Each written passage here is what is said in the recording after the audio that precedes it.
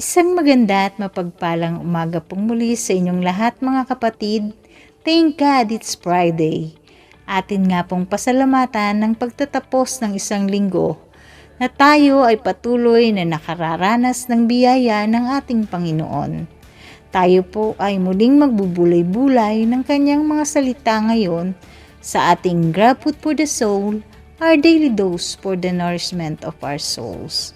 Simulan nga po natin ang ating araw sa pagbubulay-bulay nang makalakad tayo sa isang mapayapang pamumuhay.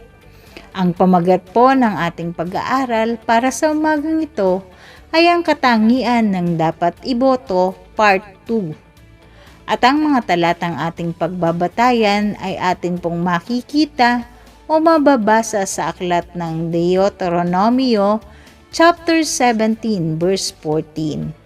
At ganito nga po ang ating mababasa. Kapag kayo'y naroon na at naninirahan ng maayos sa lupaing ibibigay sa inyo ng Diyos ninyong si Yahweh, makakaisip kayong magkaroon ng hari tulad ng mga bansa sa paligid ninyo.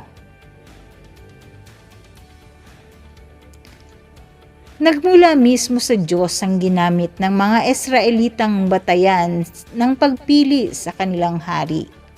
Maaari rin nating gamitin itong batayan sa pagpili sa mga opisyales na iluluklok natin sa pamahalaan. Una, hindi dapat maraming asawa.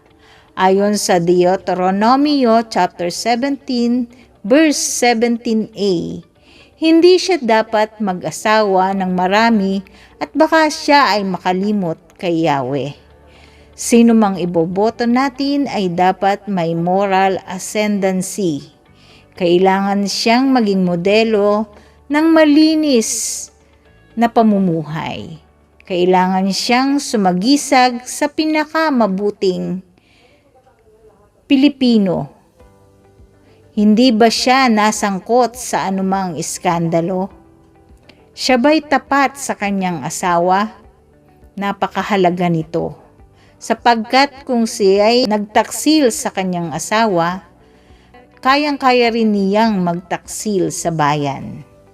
Kung siya ay hindi naging tapat sa kanyang asawa, napakalaki ng posibilidad na siya ay hindi rin magiging matapat sa kanyang tungkulin. Napakadali kasing magtago ng sekreto kahit maraming misteryong ginagawa. Ikalawa, hindi dapat nagpayaman sa panahon ng panunungkulan. Ayon sa Deuteronomio chapter 17 verse 17b ay sinasabi, ni hindi siya dapat magpayaman sa panahon ng paghahari. Ang kandidato bang iboboto mo'y hindi nasangkot sa anumang anomalya? Hindi ba siya nagnakaw ng pera ng bayan? Siya ba'y malinis? Wala ba siyang bahid ng korupsyon? Hindi nanuhol o nagpasuhol? Hindi ba siya kilalang may under the table negotiation?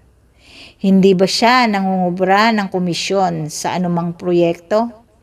Ang kailangang iboto natin ay ang mga marunong mahiya, may delikadesa, may prinsipyo at itinuturing ang kanyang dangal na siya niyang buhay.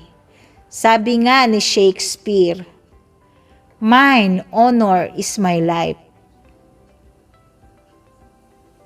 Ikatlo, kailangang ehemplo siya sa pagsunod sa batas. Wika sa Deuteronomio chapter 17 verse 18, kapag siya'y nakaupo na sa trono. Gagawa siya ng isang kopya ng mga kautusang ito na nasa pag-iingat ng mga paring Levita. Ang kandidato bang ating iboboto ay masunurin sa batas? Siya ba'y makapagpapatupad ng tamang disiplina? Ang batas ba'y kanyang iginagalang at siya'y nagpapailalim dito? Hindi ba siya nasangkot sa anumang karahasan at pagbali sa itinatadhana ng batas? At sa ikaapat, kailangang may takot sa Diyos. Sinasaad naman sa Deuteronomio chapter 17 verse 19.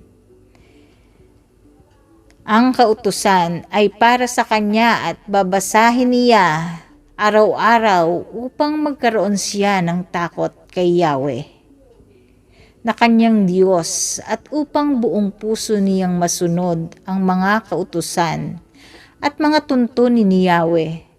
Tayo'y isang bansang Kristiyano at ang dapat na namumuno sa atin ay isang mabuting Kristiyano.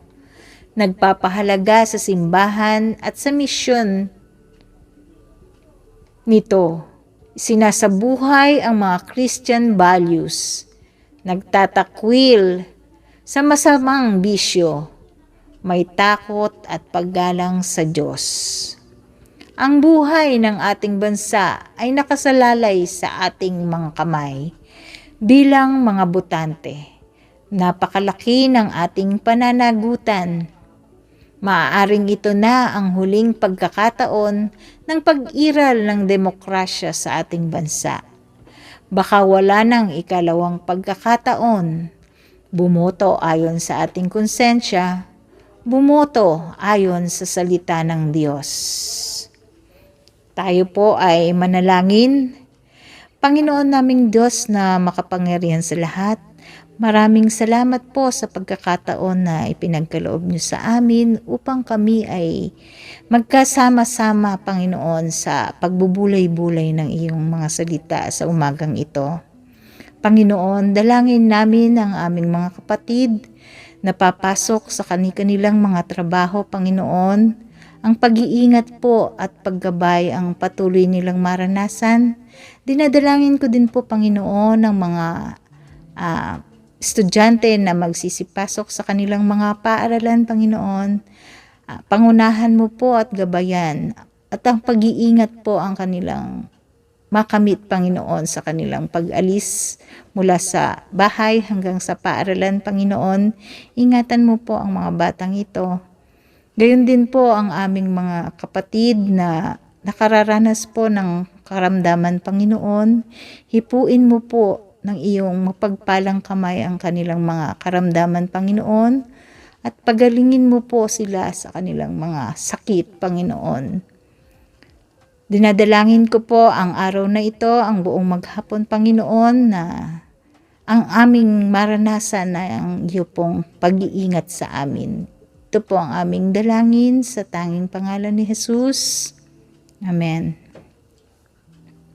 Salamat po mga kapatid sa pagsama ninyo sa akin sa ating pagbubulay-bulay ngayong umagang ito. A friendly reminder lamang po sa bawat isa sa atin. Be Christ-like in your workplace today. To God be all the glory. Hanggang sa muli po nating pagbubulay-bulay.